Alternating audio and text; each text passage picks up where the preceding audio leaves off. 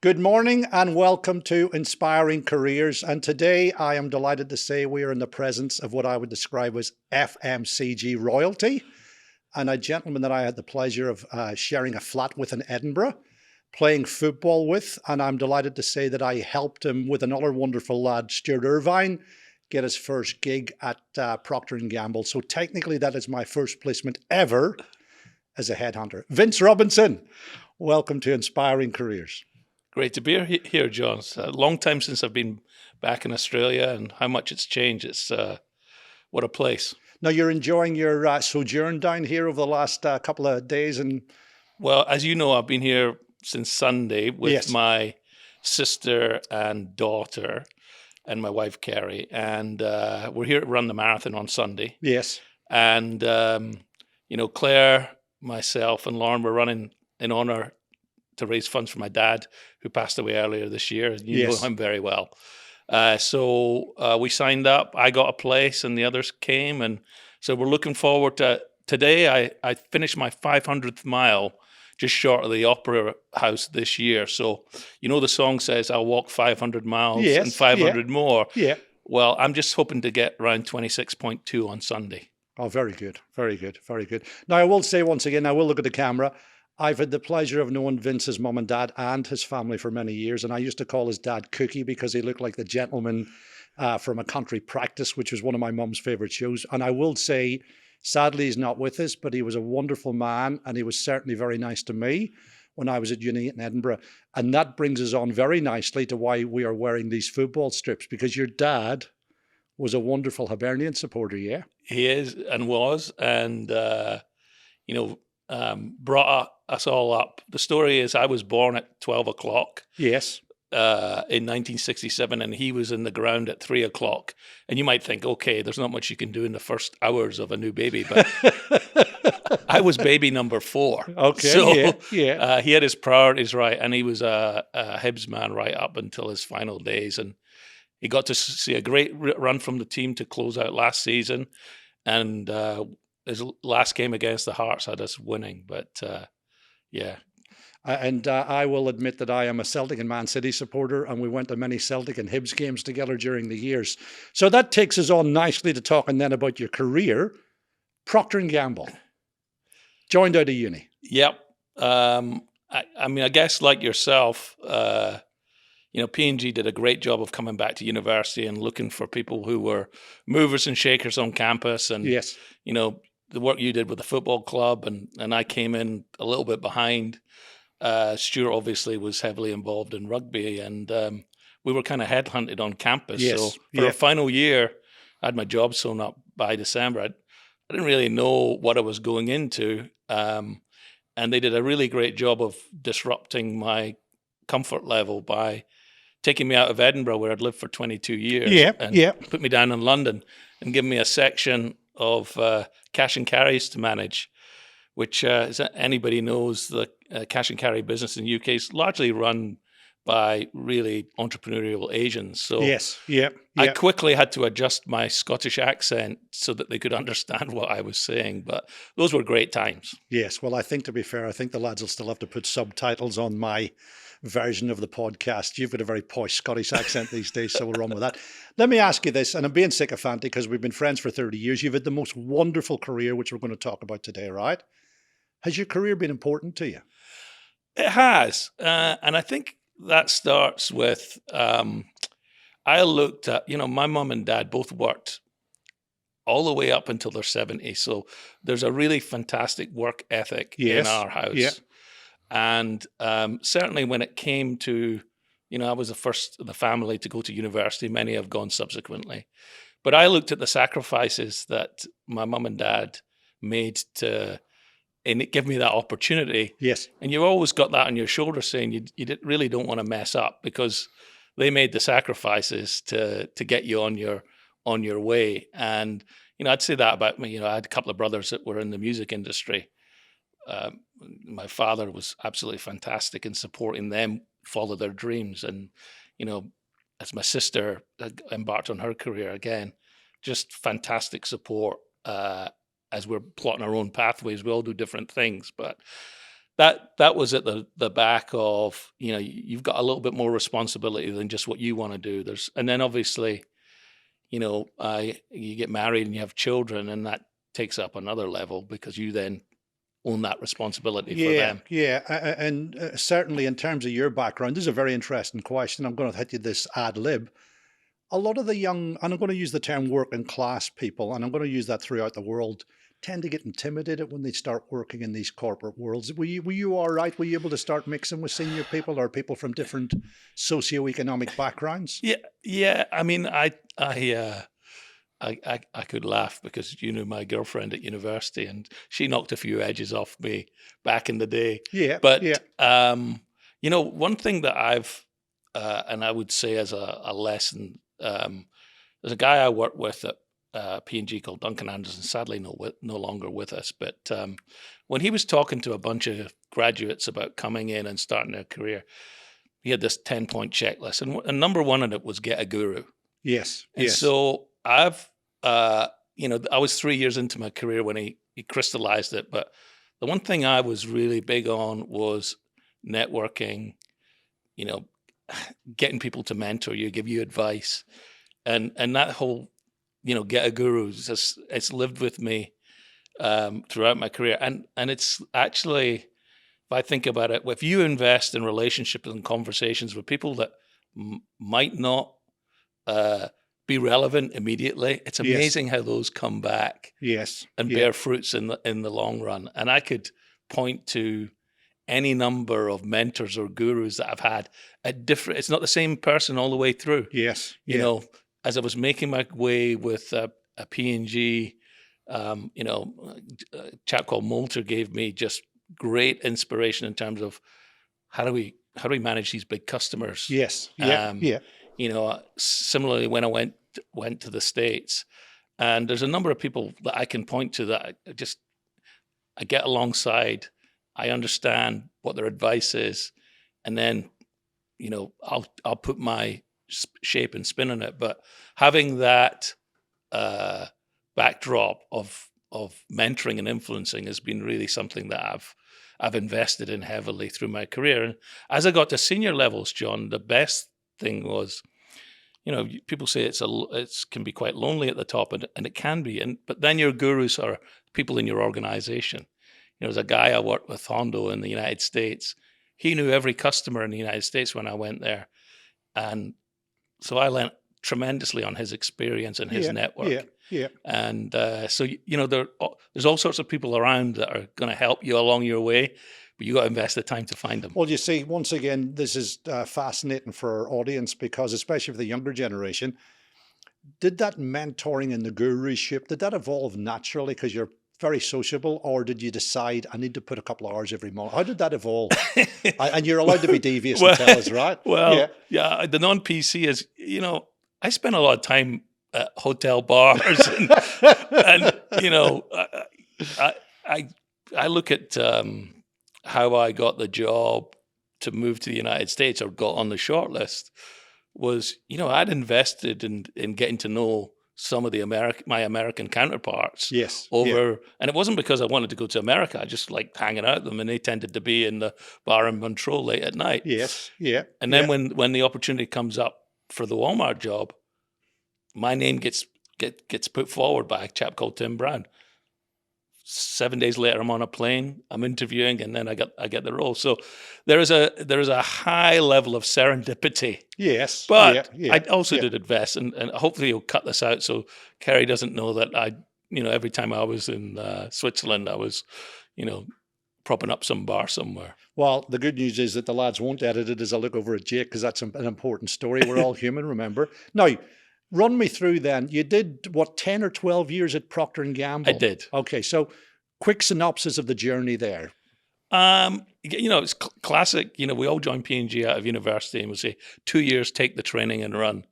Well, I ran before they fired me, to be fair. I don't think you got a year, did you? And then that kind of morphed into, when I stopped being stretched and challenged, then I'll maybe look. But actually the catalyst I'd have stayed at P&G. I had really tremendous admiration for the company.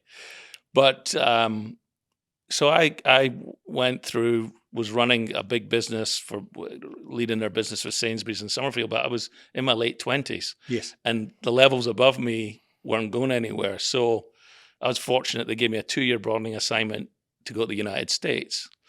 And then I met Kerry, who was going to be my future wife. And I said to her right up front, this is what's in the plan. I'd really like to do it.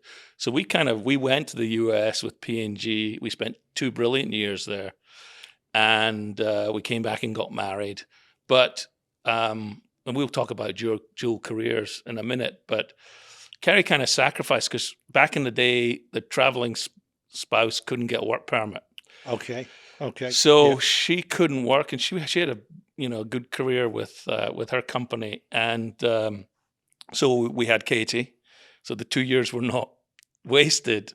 But when she came back to the UK, she really wanted to get back into her role at Tesco, and was kind of feeling like there were people that were her peers that had kind of accelerated. And so I came back to work for P&G, and P&G at that time was going through a lot of regionalization and globalization. And, my next role was going to be in Switzerland. And I'm like, I can hear Kerry saying, well, you can go to Switzerland if you like. And it was at that moment, actually, the guy who was running Nestle Australia at the time was a chap called Rob Murray. And I met him on a plane. And he asked me, he said, hey, would you ever fancy coming out here? And I said, I'm not sure we could go through that disruption. Kerry's just got back in, and therefore. But 6 months later, he took somebody from the UK, and I got a job running the beverage division sales organization at Nestle. Yes. Which was a really fantastic move for me. Yeah. Let me ask you this, hey, and you don't have to answer this, but I'm going to ask you: difference in culture between P&G and Nestle? Yeah. I mean, P&G is a university at work.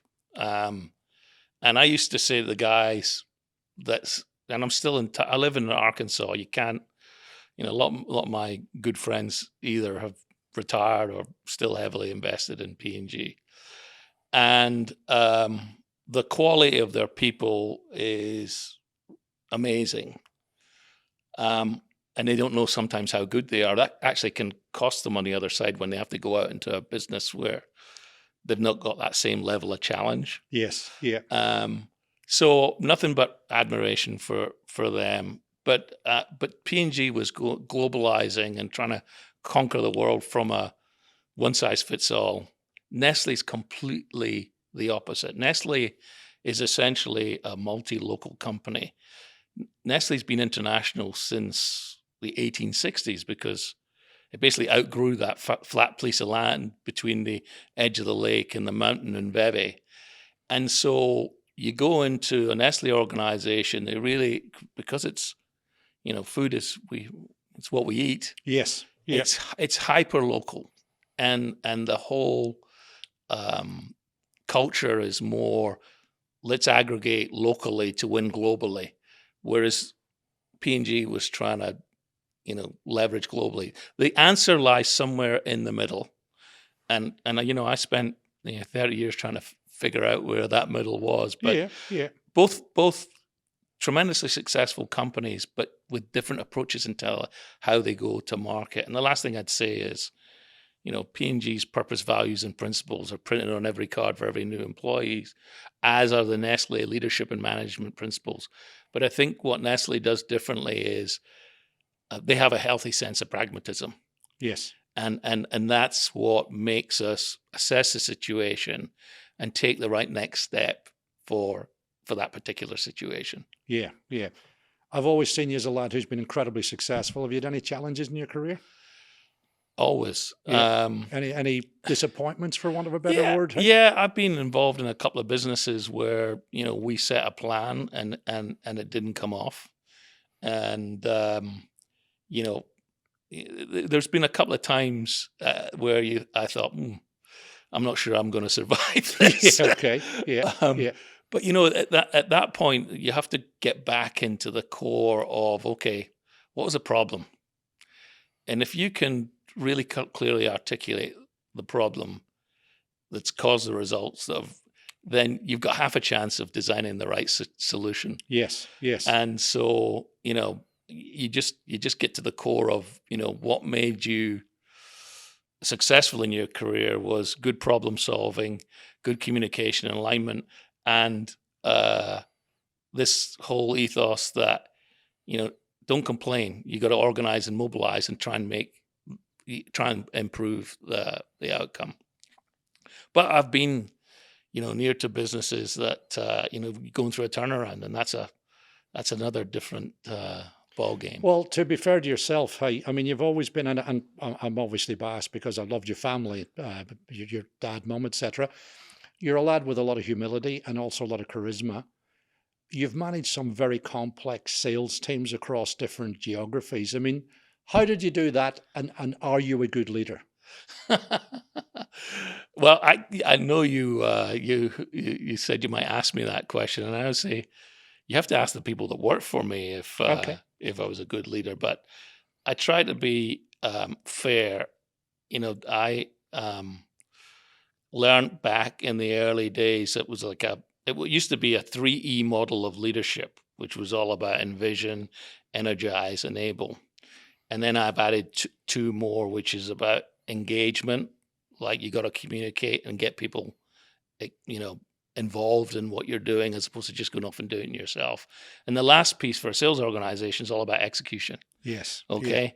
Yeah. Many a plan does not survive first contact with the marketplace. And so, having a healthy appreciation of a sales organization's ability, not only just to create a compelling plan and strategy, but to execute it in the marketplace. Yes. And, every organization, a new organization I've gone into, I've laid out, after 30 years, what makes you tick. I always give double points for thinking and problem solving. Yes. Yeah. And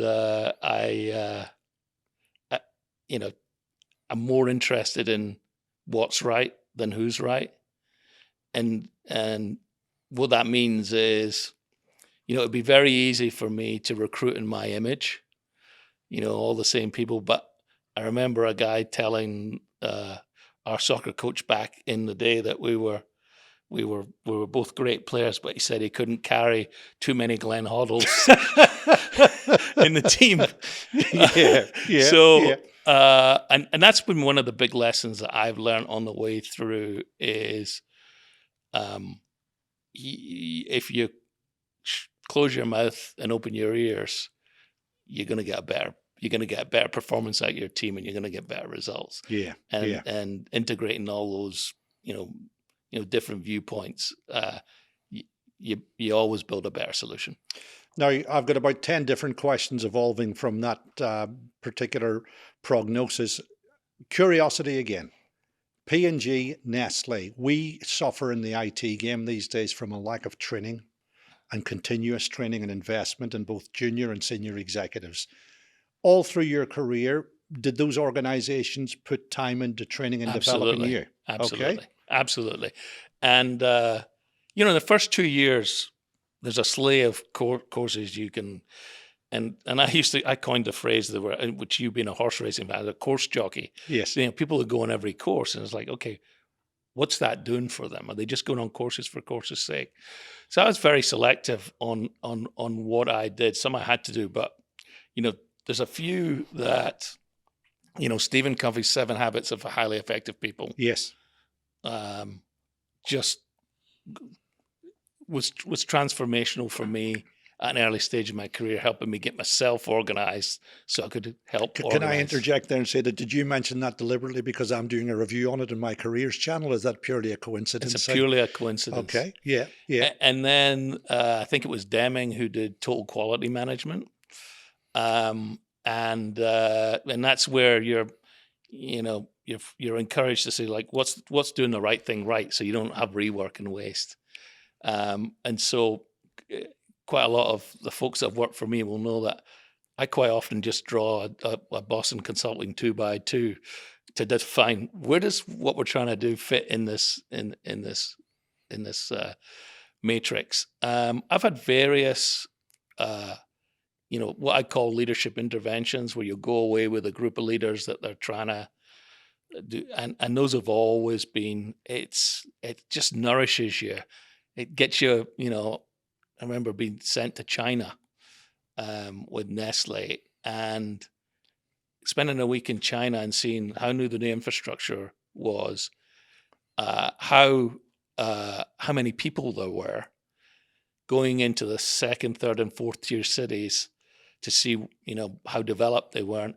The thing I did when I got back is I told my daughter, you got to go to China on your next academic experience, because you need to understand what you're going to be competing with in your career. Yes. In the next 5 or 10 years. So those were just, so long story short, you grow your business by growing your people. If you stop trying to grow your people, don't be surprised if your business doesn't grow. That's an excellent quote. I like that. Now, let me ask you this. I've always perceived those companies to be more macro in their view in terms of giving you guys a chance to build the business. So, for example, if it's not going according to plan, you do get a little bit of time to sort it out, don't you? It's not like the NASDAQ quarter on quarter. No, it's funny, we beat to a quarterly drum. But when you're in an organization the size and scale of a Nestle or a P&G, normally a market, it's big enough to absorb a transformation or a change that needs to happen in a market. Now, I would say that with one caveat, though, but when I was in the United States, we were a quarter of the company, so it was pretty material. So you had to try and minimize the opportunity to mess up those businesses. But I was very lucky. Guy I worked with in the UK, because the business wasn't doing so well, I'd gone there a year before he came afterwards. He was a CEO, and we had a 3 or 4 year big business transformation effort to do, and that was a lot of fun. Let's talk about your migration to the States. Yourself and Kerry go to the States, young family. Certainly for our audience, because we get people transferring in the IT game across Asia, etc. How did that work out? Why did you do it? And what advice would you give people? Well, it worked. Basically, I'd been sales director of the UK business for 6 years. Yes. And had an opportunity to go to Switzerland, but that was going to limit Kerry's employment prospects.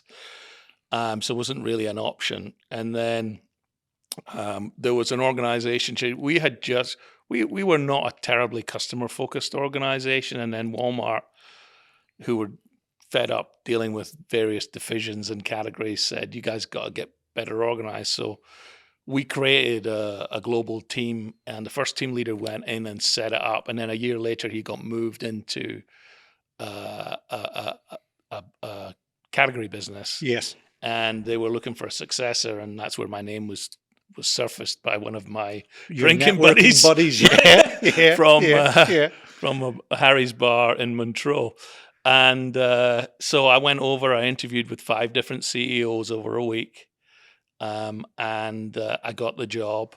We then had to come back and explain to the kids. Now, my wife at the time had a pretty senior role in a retailer, and I was very fortunate because one of my gurus had moved to the States and was actually a merchant at Walmart. And he said, we're not promising, but we'll give Kerry an interview, give her a chance. Okay. And now you know her. Yeah. It was going to be, they took her on, and she had a brilliant 13-year career, and only retired earlier this year. So it worked out pretty well. How do you make it work? If you're trying to run 2 careers, you need help. Yeah. Okay. So in their early years, we had great help from our parents, but they had their own lives to lead in Scotland and Ireland and subsequently Portugal. And so we had a couple of Polish girls that helped. One recruited the other. So there was a succession plan. And then when we moved to the States, I didn't get the chance to tell the nanny that we were moving and she was losing her job because, my 8-year-old daughter Lauren did it for me. so when I sat her down to tell her, she started crying and said, "I know." And then when we transitioned to the States, the girls were 12 and 8, and I reached out to somebody I'd been with when I was there coaching soccer in early 98, and asked her if she could suggest a college girl to come and help with the after school care with we school bus and all that, get them to. And so we had a series of just help there to make sure that if I had to go, I was traveling quite a lot. If I had to go away or Kerry had to go away, we just, the kids were absolutely being looked after, and both of them were fascinated by the American college experience. So they used to spend lots of time in the sorority house, which they then subsequently have gone into that whole Greek life thing that happens over there. Isn't that great? Hey, yeah. And hey, obviously, Walmart, how big's your business? How many people work for you when you're running Walmart for Nestle? So it's a multi-billion-dollar business. Is it really? Okay. Yeah. And for most corporations, it can be between 10 and 20% of their global revenue, and so it's very important. And you've got. I think when I got to the team, I think we had 160 people just living in Arkansas dedicated to the business. But then, of course, you've got other support resources in the corporate offices around. So quite a big team. And that team had only been together really for a year as an entity. So part of my job was, how do we make this a really customer-focused, customer-centric organization? I'd done that work in the UK with Tesco and other retailers in the UK. So it was really... I kind of knew the course that I had to go on, but you're doing it in a different culture. Yes. Yeah. And again, you need a cultural guru. Who's that person you're going to talk to that says, "Look, I think this is what I want to do." And you just kind of qualifying, how's that going to go down? Do you need to do a little bit more communication, etc., to get people to an engagement, to get people to buy into what you're trying to do? So I think the days of just kind of what I call the seagull style of management, where you float in, you do your business, and then you float off again, those are not very successful in my mind. You have to, the guy at Walmart was a chap called Jack Sinclair, and I remember his piece of advice to me when I first got to manage Walmart. He says, "Blend in before you try and stand out," which was brilliant. Yes. It's like seek first to understand in Covey terms, and then be understood. Yeah, yeah. No, you must have done a good job there, because then you get promoted to be the VP of sales for America. I was the president of sales for Nestle USA. Okay, now that is a pretty senior role, by the way. It kind of it gave me access to managing a lot of different customers. So I knew Walmart pretty well, but I got to work with the likes of Kroger and HEB and Costco and and Ahold Delhaize, which were big in Europe. So, if you look at some of the major retailers around the world, I've either directly or indirectly worked with most of them. I can't claim any in Australia and New Zealand, but I did send people here that that helped manage them. Now, this is an interesting one, because obviously predominantly we're a tech headhunting podcast company. So I will ask you, has the technology evolved in your industry over the last 30 years and made an impact on your business and the way you go about your business? Yeah, unbelievably so. In fact, Salesforce automation, it's been ongoing for the last 20 years. And it's tough to do, because I find that, when you've got somebody like an SAP going in a corporate office selling their package, they're brilliant at telling somebody in a corporate office, "Oh, you can get visibility on this or that." But when it gets to tools that support the execution, they kind of fall down. So front-end CRM systems, and I, if I had £1 for every time that one was presented that didn't work. So that was a big theme in terms of Yes. Salesforce automation. And then in the last 5 years, the whole transition to predictive analytics and what's now known as AI. Okay. And we did a big organization change just around about 2018, and I didn't know what it was called, but I said I'd like my analysts and my salespeople to be able to talk to a machine and say, "Why am I losing business?" A bit like asking Alexa. And of course, now you don't have to ask Alexa; she's going to tell you what's going to happen in the next. But I was always impressed and intrigued by the technology that was now supporting decision making in our business. I'm not a techie, Yes. but Yeah. it definitely was a lever for making us better, simplifying our decision making processes, and obviously it was cheaper. So there was there's a cost. So Yeah. Curiosity. Does that mean your people spend less time with the customer? no, the whole ethos of my organizations were, I want you to get out of non-value added, non-productive work. Let the machine do that for you, so that you can be taking the insights and opportunities to the customer. And that's where CRM failed sales organizations, because it just drowned them in spreadsheets as opposed to liberating them. Yes. And so that's those systems were perfectly designed by finance guys. Superb. Let's talk about the kids. Tell everybody about your kids, and then I'm going to get you to give us a view on what you look for in an employee, and also I want to get your advice for young people, because this is very important for a younger generation.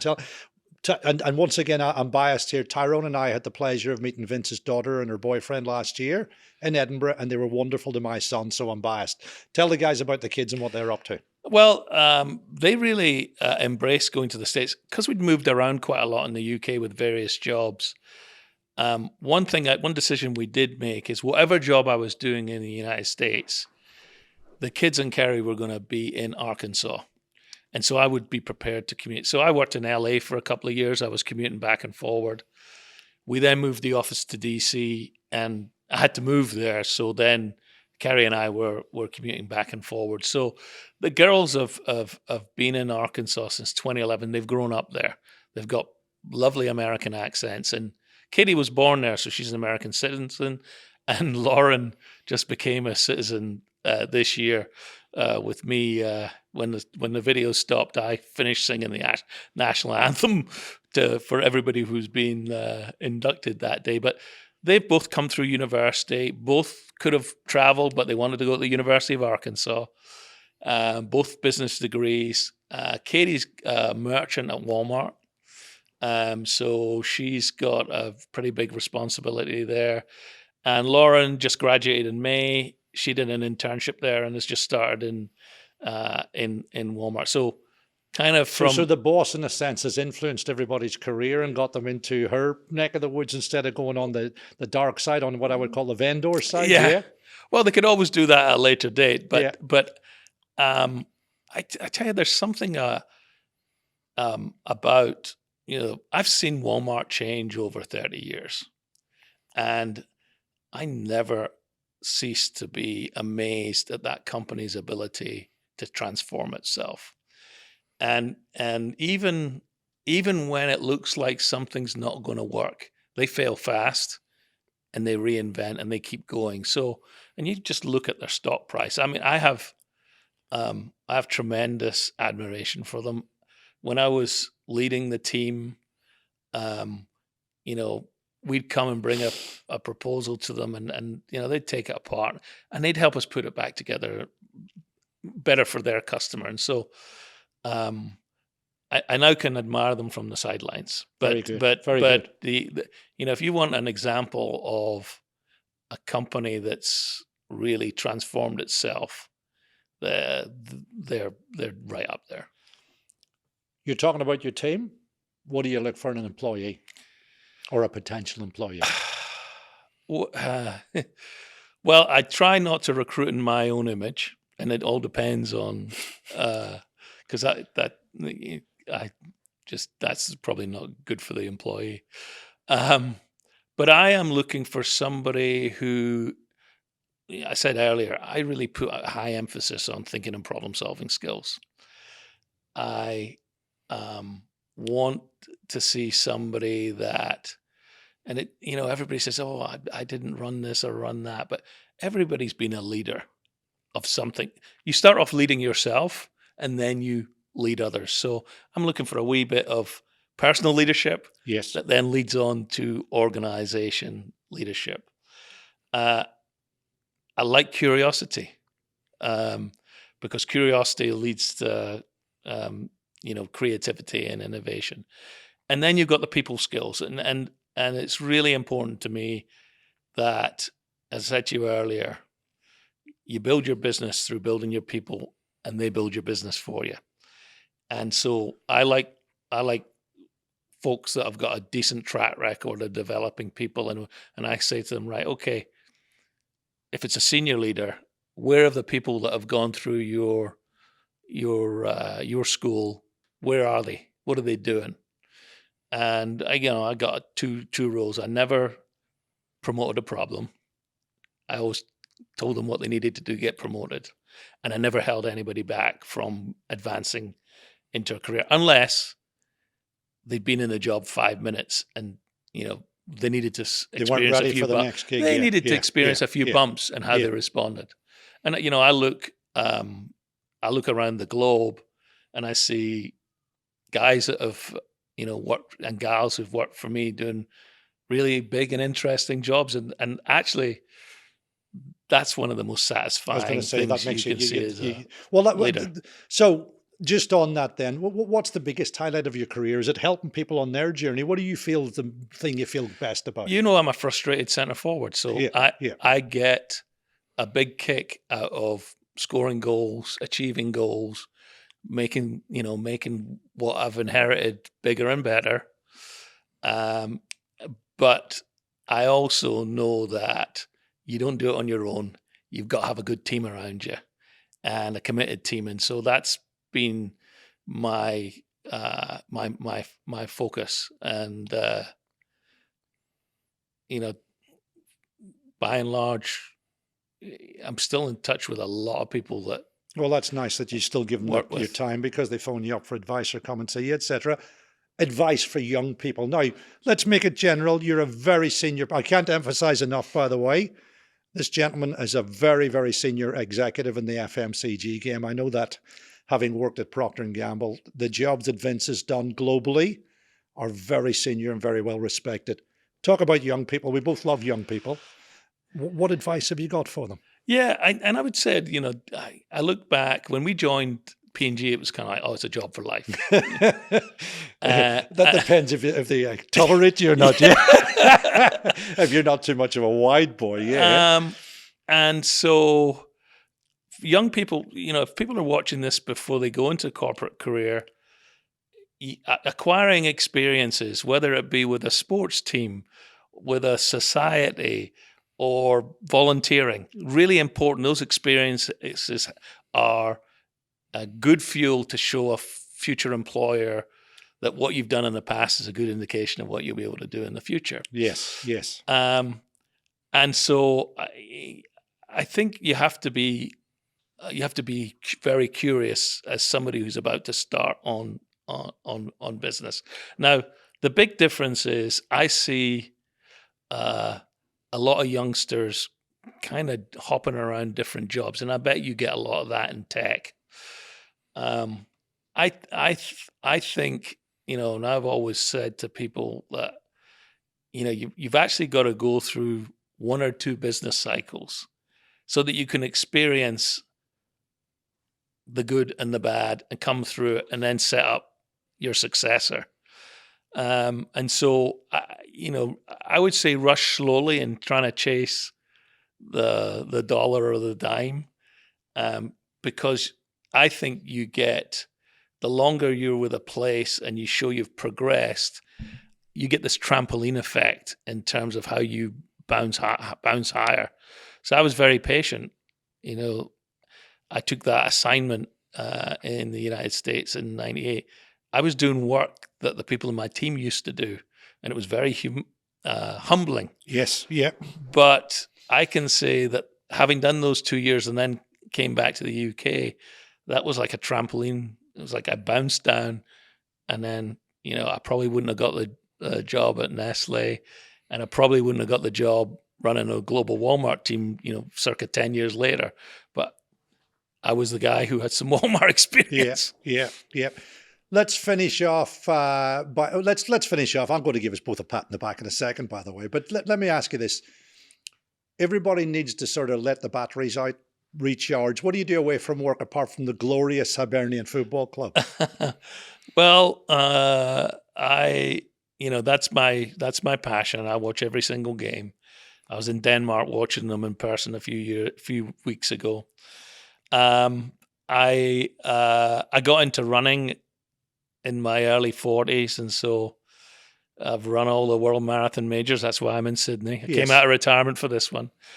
And then if that wasn't a set of goals, I've also kind of been going around the United States running half marathons. So I'm 47 states into the 50.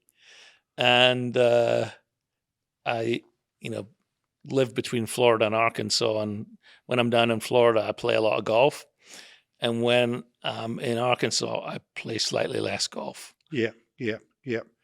So how would you summarize, if you like, your career up to this date? I know you're doing some business consulting.